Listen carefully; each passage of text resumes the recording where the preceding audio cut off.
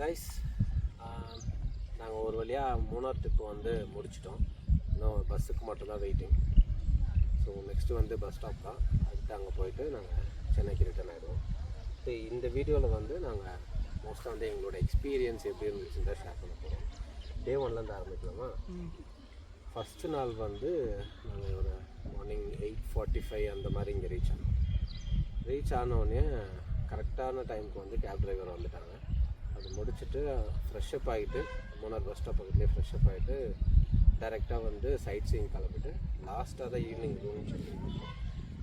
அந்த ரூம் வந்து உண்மையிலே ஒரு நல்ல ஒரு டென்ஸான ஃபாரஸ்ட்டில் இருந்துச்சு. அந்த என்விரான்மெண்ட் சூப்பராக இருந்துச்சு. அந்த சவுண்டு, அந்த சைலன்ஸ் எல்லாமே பக்காவும்.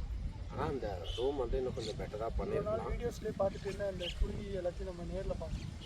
ஆமாம், அந்த ஒரு டிஃப்ரெண்ட்டான ஒரு விசில் சவுண்டில் குருவிலாம் கற்றுது. அது ரொம்ப சூப்பராக இருந்துச்சு இந்த என்விரான்மெண்ட்டுக்கு. நெக்ஸ்ட்டு வந்து செகண்ட் டே அவங்க ஒரு பிளான் கொடுத்தாங்க. பட் ஆனால் நாங்கள் அதை வந்து கஸ்டமைஸ் பண்ணிட்டோம் ஃபுல்லாக எங்களுக்கு ஏற்ற மாதிரி. அதுக்கு எதுக்குமே அவங்க ஹெசிடேட் பண்ணாமல் எங்கள் பிளானுக்கு ஏற்ற மாதிரி ஃபுல்லாகவே அவங்க சூப்பராக வந்து எங்களுக்கு சைட் சீயிங் கொடுத்து போனாங்க. நெக்ஸ்ட்டு வந்து இந்த டேமு, லேக்கு, ஃபால்ஸ் இந்த மாதிரி பிளேசஸ்லாம் மோஸ்ட்லி கவர் பண்ணுவோம். லேக்கில் வந்து ஒரு 2-3 லேக் இருக்குங்க. பட் ஆனால் ஒரே ஒரு லேக் மட்டும்தான் வியூக்கு நல்லாயிருக்கு. அதுவுமே இந்த குந்தாலாஸ் லேக்குன்னு சொல்லிட்டு. நெக்ஸ்ட்டு வந்து டேம் பார்த்தீங்க அப்படின்னா மட்டுப்பட்டி டேம் ஒன்று இருக்குது. ஸோ அதுவுமே அந்த அளவுக்கு இல்லை, ஏதோ கன்ஸ்ட்ரக்ஷன் ஒர்க் போயிட்டுருக்கு, அவ்வளோவா எதுவும் நல்லா இல்லை. நெக்ஸ்ட் வந்து ஈக்கோ பாயிண்ட் போனோம். ஸோ ஈக்கோ பாயிண்ட்டோட வீடியோ வந்து ஆல்ரெடி நான் அப்லோட் பண்ணியிருப்பேன். ஈக்கோ பாயிண்ட் வந்து ஸ்டார்டிங் உள்ளே போகிறதுக்கு முன்னாடி இன்னும் இது கற்று தானே போகிறோம் அப்படின்ற மாதிரி இருந்துச்சு. பட் ஆனால் உள்ளே போனதுக்கப்புறம் அந்த ஒரு எல்லாருமே கத்தி அங்கே என்ஜாய் பண்ணிகிட்டு இருந்தாங்க. அதுக்கப்புறம் நாங்களும் அந்த மோடுக்கு போயிட்டோம். இப்போ அங்கே லிட்டரலாக நாங்கள் நல்லாவே என்ஜாய் பண்ணோம் அந்த பிளேஸில். நெக்ஸ்ட் எங்கடா போனோம்? யானை எங்கே வந்து ஸ்டார்ட் பண்ணோன்னா அந்த ஏரியில் வந்து லேக்கில் வந்து ஜூம் பண்ணி லைட்டாக வீடியோவில் பார்க்க ஆரம்பிச்சது. அது அப்படியே க்ளோஸில் வரையும் போயிடுச்சு. ஆமாம், ஃபஸ்ட்டு வந்து நாங்கள் அந்த குந்தாலாஸ் லேக்கில் வந்து யானையை வந்து ஃபைண்ட் அவுட் பண்ணோம். அது ரொம்ப லாங் ஷாட்டில் தான் இருந்துச்சு. ஸோ அதை ஜூம் பண்ணி எடுத்து அது அந்தளவுக்கு கிளாரிட்டியாக இல்லை. நெக்ஸ்ட்டு வந்து இன்னொரு சைட் போயிட்டு அந்த டாப் ஸ்டேஷன் சைட் போயிட்டு ரிட்டர்ன் வரும்போது ரொம்ப க்ளோஸ்அப்பில் பார்த்தோம். அது வாட்டுக்கு புல் சாப்பிட்டுட்டு அது ஒரு டிஃப்ரெண்ட்டான ஸ்டைலில் சாப்பிடுது. அது புல்லை எடுத்து அது காலில் தட்டி அந்த மண்ணெல்லாம் இது பண்ணிவிட்டு அதை சாப்பிடுது. ரொம்ப க்ளீனாக சாப்பிடுது. இங்கே வந்து படையப்பா. ஆமாம், இங்கே வந்து ஒரு யானை வந்து படையப்பா வந்து ரொம்ப ஃபேமஸ்ன்னு சொல்கிறாங்க. ஆனால் அந்த யானையை தான் நாங்கள் பார்க்க மிஸ் பண்ணிட்டோம். அதுக்கப்புறம் வந்து இங்கே கொழுக்குமலை போகிற வழியில் நாங்கள் மார்னிங் ஒரு 4-4:30 அந்த டைமுக்கு நாங்கள் கிளம்புனோம். போகிற வழியில் ஒரு 3 யானை பார்த்தோம். அது ரோட்டு மேலே. நாங்கள் இப்போது அந்த யானை வந்த இடத்துக்கு டவுன் சைடில் தான் இருக்கோம்.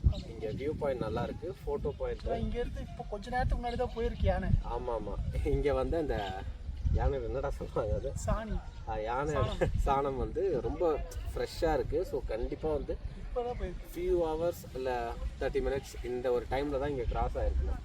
இங்கே வந்து ரொம்ப டென்ஸான இந்த டீ கார்டன்லாம் இருக்கிறனால இங்கே கண்டிப்பாக நிறைய யானை இருக்குன்றாங்க. மார்னிங் நாங்கள் 3:30 இந்த 4 டைம் போகும்போது எங்களால் காரை ஸ்டாப் பண்ணி எடுக்க முடியாது. ரொம்ப ரிஸ்க்கு. நாங்கள் ரொம்ப க்ளோஸ்அப்பில் பார்த்தோம். பட் ஆனால் வீடியோ எடுக்க முடியல. அது என்ன பண்ணிட்டு இருந்ததுன்னா ஒரு கடையை உடச்சி அதில் இருக்க இளநீ தானே பழம் ஏதோ அது ஏதோ பைனாப்பிளோ இல்லை சம்திங், அந்த ஜாக் ஃப்ரூட் இந்த மாதிரி ஃப்ரூட்ஸ் எடுத்து ஃபுல்லாக சாப்பிட்றது. கடையை ஃபுல்லாக டெமாலிஷ் பண்ணிடுச்சு. ஒரு 3 யானை இருக்கும். ஸோ நெக்ஸ்ட்டு வந்து லாஸ்ட்டு வந்து நாங்கள் கொழுக்குமலை பிளான் தான் வச்சுருந்தோம். அந்த ஆஃப் ரோடு எக்ஸ்பீரியன்ஸ் வந்து ரொம்பவே சூப்பராக இருந்துச்சு. பட் ஆனால் ரொம்ப நொந்துட்டோம் போயிட்டு வரத்துக்குள்ளேயே. உங்களுக்கு பேக் பெயின் இந்த மாதிரிலாம் இருந்துச்சுன்னா தயவு செஞ்சு வராதிங்க. வந்தீங்கன்னா கண்டிப்பாக இல்லாத பேக் பெயின் கூட உங்களுக்கு வந்துடும். ஸோ நல்லா என்ஜாய் பண்ணுறீங்க, அட்வென்ச்சர்ஸாக உங்களுக்கு வேணும் அப்படின்னா கண்டிப்பாக கொழுக்குமலை வந்து நீங்கள் விசிட் பண்ணுங்கள். மேலே வந்து நாங்கள் போனப்போ சன்ரைஸ் வந்துடுச்சு. பட் ஆனால் ஃபுல்லாக க்ளவுட்ஸ் இருந்ததுனால எங்களால் ஃபுல்லாக பார்க்க முடியல. ஃபுல்லாகவே க்ளோஸ் பண்ணனால எங்களால் அது வீடியோ வந்து கேப்சர் பண்ண முடியல. பட் ஆனால் வியூ மட்டும் நாங்கள் எடுத்தோம். ஓரளவுக்கு அது சாட்டிஸ்ஃபைட் தான் எங்களுக்கு. சன்னு பார்க்க முடியல. அங்கேயே டென்ட் ஸ்டே இந்த மாதிரி ஒரு ஃபெசிலிட்டிஸ்லாம் இருக்குது. அதுக்கு தனி சார்ஜஸ் போல் ஏதோ 2100 ஸ்டேக்கு. அதுக்கு நிறைய பேக்கேஜஸ் இருக்குது அப்படின்ற மாதிரி சொன்னாங்க. நான் அவங்களோட பர்சனோட கான்டாக்ட் நம்பரும் உங்களுக்கு டிஸ்கிரிப்ஷனில் நான் கொடுக்குறேன். ஸோ கொழுக்குமலையே வந்து அவ்வளோ க்ரௌடு கொழுக்குமலையில் மார்னிங் 4 o'clockல நாங்கள் ஆக்சுவலாக மண்டே இன்னைக்கு தான் பிளான் பண்ணியிருந்தோம் கொழுக்குமலை.